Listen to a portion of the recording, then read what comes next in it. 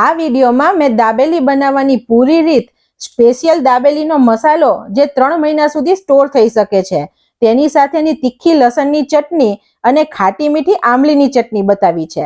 આ રીતે બનાવશો તો ટેસ્ટમાં બેસ્ટ દાબેલી બનશે. રેસીપી પસંદ આવે તો ચેનલને સબસ્ક્રાઇબ જરૂર કરજો.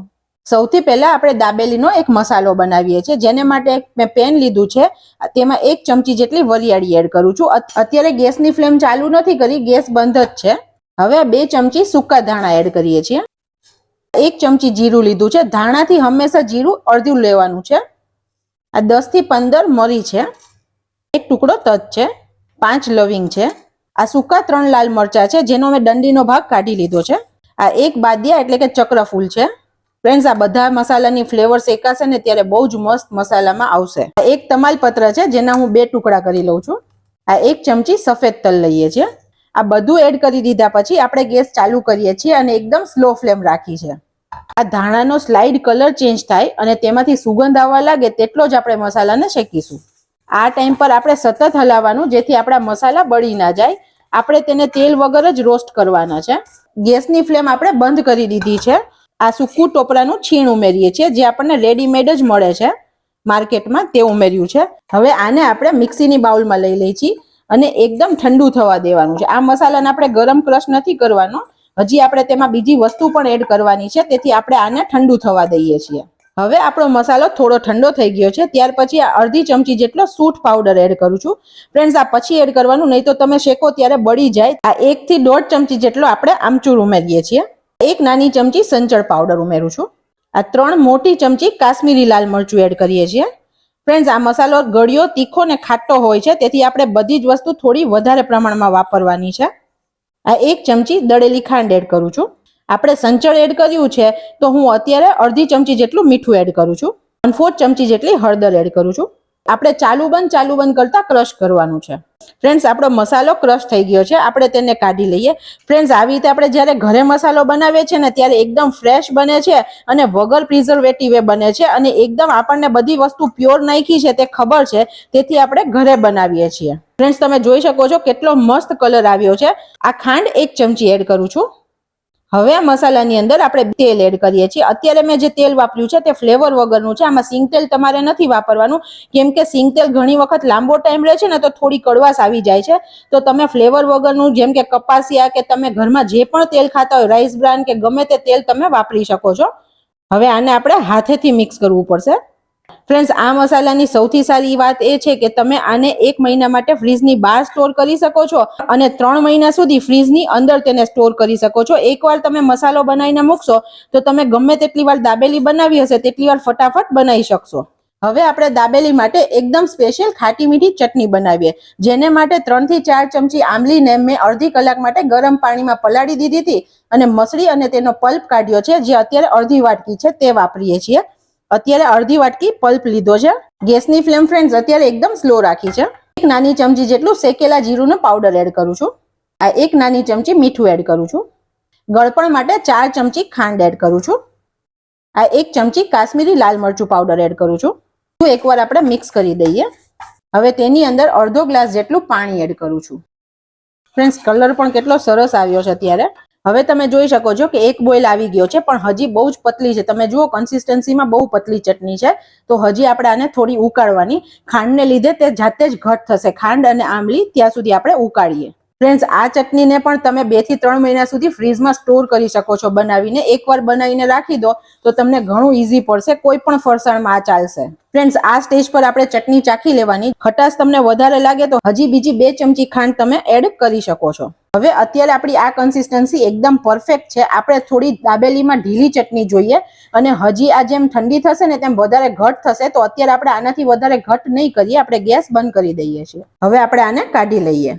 ફ્રેન્ડ્સ, આપણી આ ચટણીને 15-20 મિનિટ થઈ ત્યાં તમે જોઈ શકો છો એકદમ પરફેક્ટ થઈ ગઈ છે. બિલકુલ ઘાટી નથી અને ઢીલી પણ નથી રહી. હવે આપણે દાબેલીની એકદમ સ્પેશિયલ તીખી લસણની ચટણી બનાવી લઈએ, જેને માટે અત્યારે મેં 10 કળી જેટલું લસણ લીધું છે. આ સિંગને શેકી ફોતરા કાઢી લીધા છે. 2 ચમચી સિંગ છે. આ 3 ચમચી મરચું નાખું છું. ફ્રેન્ડ્સ, આ ચટણી થોડી તીખી હશે તો જ સરસ લાગશે. મેં અત્યારે કાશ્મીરી મરચું નાખ્યું છે. આ 1 નાની ચમચી જેટલું મીઠું એડ કરું છું. આ 2 ચમચી લીંબુનો રસ એડ કરું છું. હવે આ બધું આપણે ક્રશ કરી લઈએ. આપણી લસણની ચટણી અડધી વટાઈ ગઈ છે. ત્યાર પછી આપણે તેની અંદર આ 1/4 વાટકી જેટલું પાણી એડ કરું છું. આ ચટણીને આપણે થોડી ઢીલી બનાવવાની છે ફ્રેન્ડ્સ. બીજી 1/4 વાટકી પાણી એડ કરીને ક્રશ કરી લઈએ. ફ્રેન્ડ્સ, કેટલી મસ્ત ચટણી વટાઈ ગઈ છે. એકદમ સ્મૂથ પેસ્ટ બની છે. આ ચટણીને આપણે કાઢી લઈએ. દાબેલીનું ચટાકેદાર સ્ટફિંગ બનાવવા માટે સૌથી પહેલા આપણે એક પેન મૂક્યું છે અને ગેસની ફ્લેમ અત્યારે સ્લો છે. વઘાર કરવા માટે આ 3 ચમચી જેટલું તેલ એડ કરીએ છીએ. ઇંચ જેટલી જ હિંગ એડ કરીએ છીએ.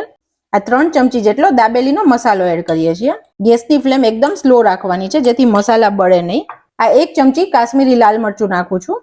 આપણે આ મસાલાને તેલમાં 1 મિનિટ માટે રોસ્ટ કરીએ છીએ જેથી તેની ફ્લેવર બહુ જ સરસ આવશે. તેમાં આ 3 ચમચી આમલીની ચટણી એડ કરીએ છીએ જે ખાટી મીઠી છે અને અડધો વાટકો જેટલું પાણી એડ કરીએ છીએ. આ 5 બાફેલા બટેટા લીધા છે જેને મેં પાણી અને મીઠું નાખી અડધી ચમચી અને કુકરમાં 3 થી 4 વિસલ કરી લીધી છે. હવે આપણે તેને આવી રીતે હાથેથી જ મેશ કરીને નાખવાના છે. આ બટેટા ફ્રેન્ડ્સ આપણે થોડા ઠંડા રાખવાના. બહુ ગરમ બટેટા હશે તો આપણને નહીં ભાવે અને પૂરણ પણ સરખું નહીં બને. તેથી આપણે આ બટેટા છે તે ઠંડા થઈ જવા જરૂરી છે. હવે આ બધું આપણે મિક્સ કરવાનું છે. આપણે આવી રીતે સ્પેચ્યુલાથી કે તવીથાથી કોઈ પણ વસ્તુથી દબાવતા જવાનો અને મસાલો સરખો મિક્સ કરવાનો. વાવ ફ્રેન્ડ્સ, કેટલો મસ્ત કલર આવ્યો છે. દાબેલીનું જે સ્ટફિંગ હોય છે ફ્રેન્ડ્સ તે થોડું ઢીલું જ હોય છે કારણ કે નહીં તો આપણને દાબેલી ખાતી વખતે બહુ જ કોરી લાગે. તેથી આપણે આ સ્ટફિંગને એકદમ ડ્રાય નથી બનાવવાનું. ફ્રેન્ડ્સ, તમને તવીથાથી ના ફાવે તો આવી રીતે તમે મેશરથી પણ તેને દબાવી શકો છો. ફ્રેન્ડ્સ, આ ટાઈમે તમારે સ્ટફિંગને ચાખી લેવાનું. જો તમને ચટણી કે ગળપણ કે કાંઈ ઓછું લાગે તો તમે આમાં ગળપણ તરીકે ચટણી એડ કરી શકો છો જેથી ખટાશ પણ આવશે અને ગળપણ પણ આવશે. ફ્રેન્ડ્સ, હવે આપણો મસાલો રેડી છે. આપણે તેને આટલી લૂઝ કન્સિસ્ટન્સીમાં રાખવાનો છે. હવે આ મસાલાને આપણે આવી રીતે એક પ્લેટમાં કાઢી લઈએ. હવે આપણે જ્યારે બહાર દાબેલી ખાવા જઈએ છીએ ત્યારે કેટલો મસ્ત મસાલો એમને સજાવીને રાખ્યો હોય છે. આપણે તેવી રીતે એકવાર એને સજાવીએ. હવે ફ્રેન્ડ્સ, દાબેલી ડુંગળી વગર તો અધૂરી છે ને, તો આપણે સમારેલી ડુંગળી એડ કરીએ છીએ. આપણે આ ટોપરાનું છીણ એડ કરીએ છીએ. સૂકું ટોપરાનું છીણ લીધું છે. આ મસાલા સિંગ એડ કરીએ છીએ. કોથમીર ઉમેરું છું. વાવ ફ્રેન્ડ્સ, જોવામાં જ મસાલો કેટલો ટેસ્ટી લાગી રહ્યો છે. અને દાડમના દાણા એડ કરીએ છીએ. હવે આપણે આ બધી વસ્તુને આવી રીતે સેજ પ્રેસ કરી દઈએ છીએ જેથી આપણે દાબેલી ભરીએ ત્યારે એકદમ કન્વિનિયન્ટ પડે. લસણની ચટણીને આપણે થોડી ઢીલી કરી લઈએ. આપણે જોઈએ તેટલી ચટણી આવી રીતે બાઉલમાં લઈ લેવાની કારણ કે આપણે બ્રેડમાં લગાડવાની છે તેથી ચટણી થોડી ઢીલી હોવી જોઈએ. આપણે આ કન્સિસ્ટન્સી અત્યારે રાખી છે. આપણે આ લસણની ફ્લેવર આપણે બ્રેડમાં દેવાની છે તેથી જો ઢીલી હશે ને તો જ બ્રેડ એબ્ઝોર્બ કરશે. એટલા માટે આપણે ઢીલી કરી. આપણે દાબેલીના બંને આવી રીતે કટ આપીએ. આપણે પૂરું કટ ફ્રેન્ડ્સ નથી કરવાનું. તેના 2 ભાગ જુદા નથી કરવાના. આપણે આવું પોકેટ જેવું બનાવવાનું છે. હવે આપણે સૌથી પહેલા તેની અંદર આ ગળી ચટણી લગાડીએ છીએ. ફ્રેન્ડ્સ, ચટણી સરખી લગાડવાની. તમે જુઓ છો કે જ્યારે આપણે બહારથી બજારમાંથી દાબેલી લાવીએ છીએ દુકાનમાંથી ત્યારે તે એકદમ મોઇસ્ટ હોય છે એટલે કે એકદમ ભીની જેવી હોય છે, બિલકુલ કોરી નથી હોતી. બીજી સાઈડ આપણે આ લસણની ચટણી લગાડીએ છીએ. તીખાશ તમને જેટલી જોઈતી હોય તેટલી તમે પ્લસ કરી શકો છો આ ચટણી. હવે ફ્રેન્ડ્સ, તમને એક સિક્રેટ કહું. આ ચટણી લગાડ્યા પછી તરત મસાલો નહીં ભરવાનો. આને 1 સેકન્ડ 2 સેકન્ડ માટે આપણે આ બ્રેડને રહેવા દેવાની જેથી જે ચટણીનું પાણી હશે ને તે બ્રેડ શોષશે અને બ્રેડ પણ સોફ્ટ થશે જેથી તમને ખાતી વખતે બિલકુલ કોરી નહીં લાગે. હવે આપણે મસાલો લઈએ છીએ અને મસાલાને આપણે આવી રીતે અંદર લગાડશું. આપણે મસાલો પણ ફ્રેન્ડ સરખો લગાડવાનો. આવી રીતે એકવાર લગાડ્યો પછી થોડી ડુંગળી, થોડા દાડમ,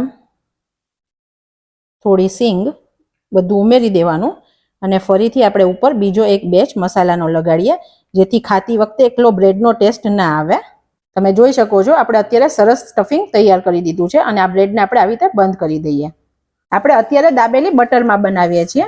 ઉપરથી પણ આપણે થોડું બટર લગાડી દઈએ છીએ. બંને સાઈડ આપણે શેકવાની છે. આપણે આને વધારે કડક નથી કરવાની, ખાલી ગરમ જ કરવાની છે. આપણે આવી રીતે તેને સાઈડ્સથી પણ શેકી લઈએ છીએ. હવે આ દાબેલીને આપણે કાઢી લઈએ છીએ. ફ્રેન્ડ્સ, કેટલી મસ્ત દાબેલી બની છે. હવે આપણે સેવથી આને કોટ કરી લઈએ છીએ. તમે આની જગ્યાએ ઝીણી સેવ પણ વાપરી શકો છો.